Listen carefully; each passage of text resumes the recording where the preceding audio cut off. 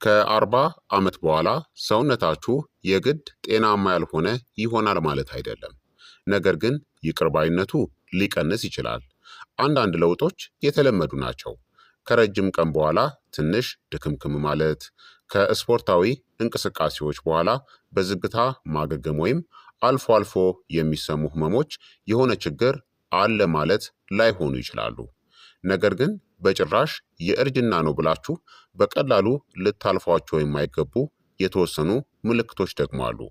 በሰውነታችሁ ውስጥ የሚታይ ዘላቂ የሆነ ለውጥ አንዳንድ ጊዜ ገና በጊዜ ሲደረሱበት ለማከም በጣም ቀላል የሆነ የጤና ሁኔታ የመጀመሪያ የማስጠንቀቂያ ምልክት ሊሆን ይችላል። በዛሬው ቪዲዮአችን ላይ ታዲያ ከ40 ዓመት በኋላ በጭራሽ ችላ ልትሏቸው የማይገቡ 7 የማስጠንቀቂያ ምልክቶችን በደንብ እንመለከታለን። እስከ መጨረሻው ድረስ አብራችሁኝ ቆዩ። ምክንያቱም ቁጥር 7 ላይ ያለው ብዙ ሰዎች የዕድሜ መጨመር ነው ብለው በቀላሉ የሚያልፉት ምልክት ነው። ከመጀመራችን በፊት ታዲያ እንኳን ወደ ቻናሌ በደህና መጣችሁ እላለሁኝ። በሳይንስ የተደገፉ ቀላል የሆኑ የጤና ምክሮችን ወዳድ ከሆናችሁ ይህንን ቻናል ሰብስክራይብ ማድረጋችሁን እንዳትዘነጉ። ይህንን ቪዲዮ ደግሞ ላይክና ሼር ሳታደርጉ በፍጹም እንዳትጀምሩ። ጥያቄያችሁን በኮመንት ላይ አስፍሩልኝ፣ በደስታ መልስላችኋለሁኝ። ሰብስክራይብ ካደረጋችሁ በቀጥታ ወደ ትምህርቱ እንለፍ። እነዚህ አሁን የምነግራችሁ ምልክቶች በራስ ሰር ከባድ በሽታ አለባችሁ ማለት አይደለም። ነገር ግን አዲስ ከሆኑ፣ ዘላቂ ከሆኑ፣ እየባሱ የሚሄዱ ከሆኑ ወይም ለእናንተ ያልተለመዱ ከሆኑ የሕክምና ትኩረት ያስፈልጋቸዋል። አንደኛ፣ በምክንያት ያልተገለጸ የክብደት መቀነስ ነው። ምንም አይነት የሜኑ ወይም የአመጋገብ ወይም ደግሞ የስፖርት ለውጥን ሳታደርጉ የጎላ የክብደት መቀነስ አጋጥሟችሁ ያውቃል? ይህ ትኩረትን የሚሻ ጉዳይ ነው። ታስቦበት የሚደረግ የክብደት መቀነስ አንድ ነገር ነው። ነገር ግን ያለ ዓላማ የሚከሰት የክብደት መቀነስ የታይሮይድ ችግሮችን፣ የሆድ ዕቃ ወይም የምግብ ህዋስ መታወክን፣ የመድኃኒት የጎንዮሽ ጉዳቶችን፣ ድብርት፣ ኢንፌክሽኖችን እናም አንዳንድ ጊዜ ደግሞ ካንሰርን ጨምሮ በርካታ መንስኤዎችም ሊኖሩት ይችላል። ዋናው ቁልፍ ነገር በሚዛኑ ላይ ያለው ቁጥር ብቻ አይደለም። ዋናው ነገር ክብደት ለመቀነስ እየሞከራችሁ ባልነበረበት ሁኔታ መቀነሱ ነው። ከጤና ባለሙያችሁ ጋር ተወያዩ።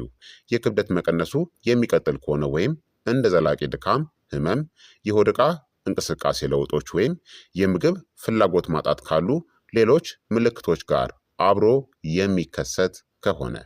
ሁለተኛ፣ የደረት መጫን ወይም ያልተለመደ የትንፋሽ እጥረት ነው። ይህ በተለየ ሁኔታ በጣም በቁም ነገር ልትወስዱት የሚገባ የማስጠንቀቂያ ምልክት ነው። የደረት መጫን፣ መጭመቅ፣ ክብደት መሰማት ወይም አለመመቸት በተለይም ከአካላዊ እንቅስቃሴ ጋር ተያይዞ የሚከሰት ከሆነ አንዳንድ ጊዜ ከልብ ጋር የተያያዘ ሊሆን ይችላል።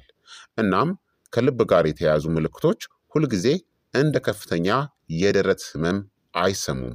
አንዳንድ ሰዎች እነዚህም ያጋጥሟቸዋል። የትንፋሽ እጥረት፣ ያልተለመደ ላብ ማላብ፣ የማቅለሽለሽ ስሜት፣ የማዞር ስሜትና ከፍተኛ ድካም እንዲሁም ወደ እጅ፣ ትከሻ፣ ጀርባ፣ አንገት ወይም መንጋጋ የሚሰራጭ አለመመቸት። የደረት አለመመቸት ከፍተኛ፣ በድንገት የሚመጣ ዘላቂ ወይም ከትንፋሽ ማጠር፣ ራስን መሳት፣ ቀዝቃዛ ላብ ወይም ሌሎች የአደጋ ጊዜ ምልክቶች ጋር ተያይዞ የሚመጣ ከሆነ ወዲያውኑ የአደጋ ጊዜ ሕክምናን አግኙ። ሶስተኛ፣ አዲስ ወይም እየተለወጠ የሚሄድ እብጠት ወይም ለምፕ ነው። እብጠት በራስ ሰር ካንሰር ማለት አይደለም። ብዙ እብጠቶች ጉዳት በሌላቸው ሁኔታዎች የሚከሰቱም ናቸው። ነገር ግን አዲስ፣ በምክንያት ያልተገለጸ፣ ዘላቂ ወይም እየተለወጠ የሚሄድ እብጠት ግምገማ ያስፈልገዋል። ይህ በእነዚህ ሁኔታዎች ሊከሰት ይችላል።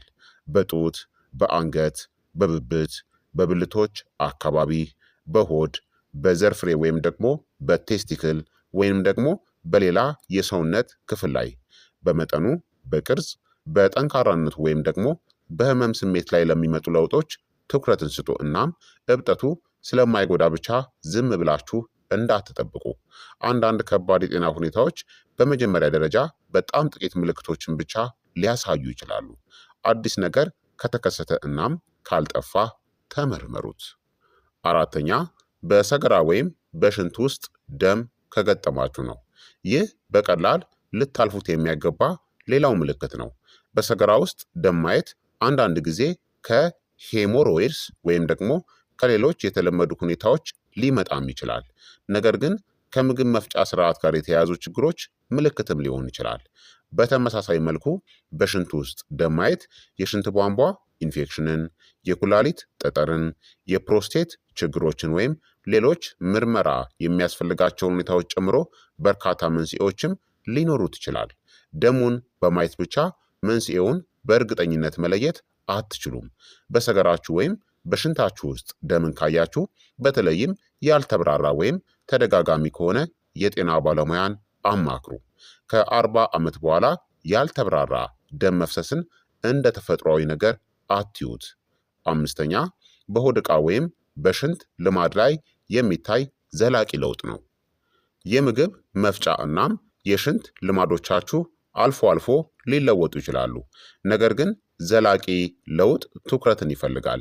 እንደነዚህ ያሉ ነገሮችን ተከታተሉ።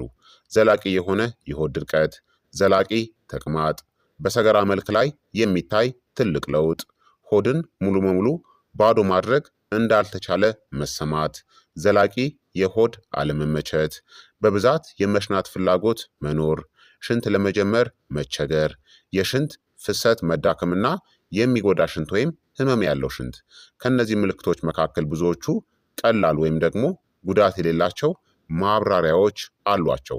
ነገር ግን ዘላቂ ለውጦች አንዳንድ ጊዜ ከሆድ ዕቃ፣ ከሽንት ቧንቧ፣ ከፕሮስቴት ወይም ከሌሎች የህክምና ችግሮች ጋር የተያያዙም ሊሆኑ ይችላሉ። ለመመርመር ከፍተኛ ህመም እስኪመጣ አትጠብቁ። ስድስተኛ አዲስ ወይም ደግሞ እየተለወጠ የሚሄድ የቆዳ ነጠብጣብ ወይም ጠባሳ ነው። እድሜያችሁ ሲጨምር ቆዳችሁ ይለወጣል። ነገር ግን ከሌሎች የተለየ የሚመስል የቆዳ ላይ ምልክቶች ወይም ነጠብጣቦችን ችላ አትበሉ። እንዲሁም ለማይድን፣ በተደጋጋሚ ለሚደማ፣ ቅርፊትን ለሚያወጣ ወይም እየተመለሰ ለሚመጣ ቁስል ትኩረትን ስጡ። በእያንዳንዱ ምልክት መፍራት አያስፈልጋችሁም። በምትኩ የቆዳችሁን ሁኔታ በደንብ ወቁ። አንድ ነገር ከተለወጠ ተመርመሩ። ሰባተኛ ያልተለመደ ወይም ዘላቂ ድካም ከገጠማችሁ ነው። ሁሉም ሰው እንግዲህ ይደክመዋል። ነገር ግን ስራ በበዛበት ሳምንት ድካም መሰማትናም በበቂ እንቅልፍናም እረፍት የማይሻሻል ዘላቂ የሆነ በምክንያት ያልተገለጸ ድካም በመሰማት መካከል ልዩነት አለ። በተለይም ከ40 ዓመት በኋላ እንደዚህ ብላችሁ አታስቡ፣ ዝም ብዬ እያረጀው ነው። ዘላቂ ድካም የደም ማነስን፣ የታይሮይድ መታወክን፣ የእንቅልፍ ችግሮችን፣ የመድኃኒት የጎንዮሽ ጉዳቶችን፣ የቫይታሚን ወይም የምግብ እጥረትን፣ ድብርትን፣ ኢንፌክሽኖችን እናም ሌሎችንም የህክምና ሁኔታዎች ጨምሮ በርካታ የሆኑ መንስኤዎች ሊኖሩትም ይችላል። ድካሙ ከእነዚህ ጋር አብሮ የሚከሰት ከሆነ ልዩ ትኩረትን ስጡ። በምክንያት ያልተገለጸ የክብደት መቀነስ፣ የትንፋሽ እጥረት፣ የደረት አለመመቸት፣ ዘላቂ ትኩሳት፣ ከፍተኛ ድካም ወይም መዳከም፣ የምግብ ፍላጎት ለውጥ፣ የደም መፍሰስና ሌሎች አዳዲስ ምልክቶች። ድካም ራሱ ህመም ወይም በሽታ አይደለም፣ ትኩረትን የሚሻ ምልክት እንጂ። ታዲያ ከ40 ዓመት በኋላ የሚሰራው ትልቁ ስህተት ምንድን ነው?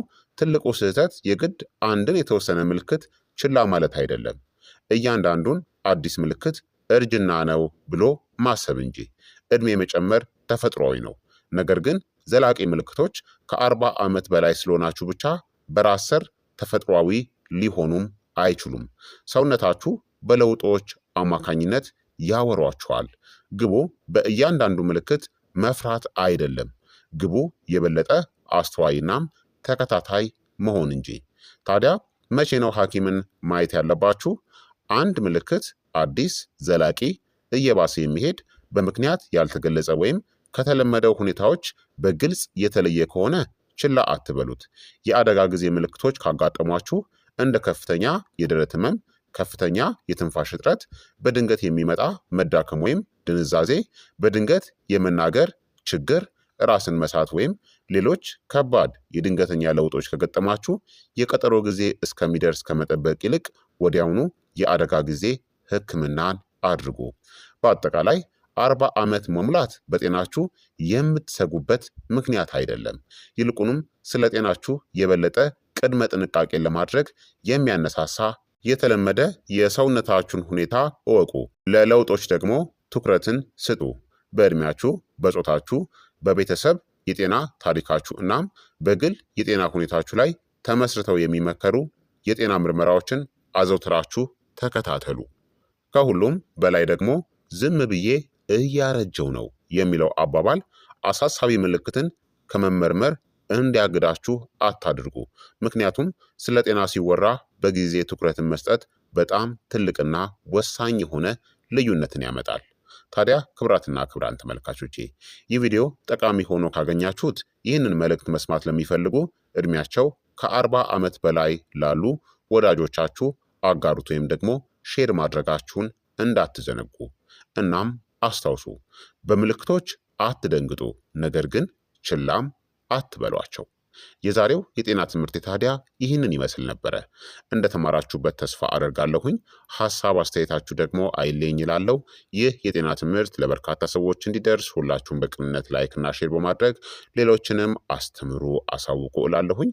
ጥያቄያችሁን ደግሞ በኮመንት ላይ አስፍሩልኝ፣ እመልስላችኋለሁኝ። በቀጣይ የጤና ትምህርት እስከምንገናኝ እኔንም እናንተንም ቸር ያቆየን። መልካም ጊዜ፣ መልካም ቆይታ። ቻው ቻው።